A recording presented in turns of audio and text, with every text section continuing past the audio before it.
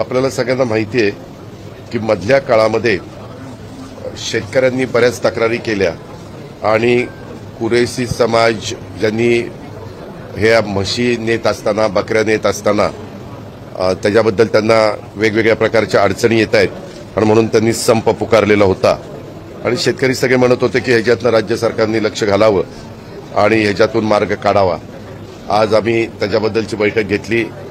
नवाब मलिक, सना मलिक, नजीब मुल्ला आणि बाकीचे मान्यवर इथं आलेले होते। आम्ही गडकरी साहेबांशी पण बोललो।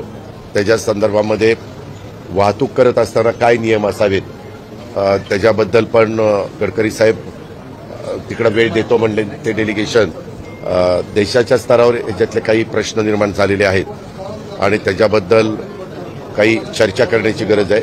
तर ते म्हणले की ते डेलिगेशनला इकडे पाठवून द्या, मी चर्चा करू काय मार्ग, आमचं परिवहन विभागाचं काय म्हणणं आहे आणि त्यांचं काय म्हणणं आहे, याच्यातनं कसा मार्ग काढता येईल तो मार्ग आम्ही काढायचं काम करू।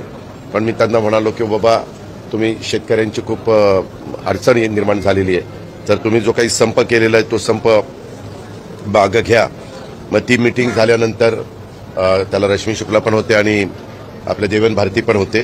त्याच्यामध्ये आता त्यांनी व्यापारी आणि जनावरांची वाहतूक करणाऱ्या शेतकऱ्यांच्या येणाऱ्या या अडचणी सोडवण्याच्या करता शासन प्रयत्नशील आहे आणि त्याच्याबद्दल त्यांनी तो संप मागे घ्यावा अशा प्रकारचं आव्हान मी आजच्या मीटिंगमध्ये त्यांना केलं।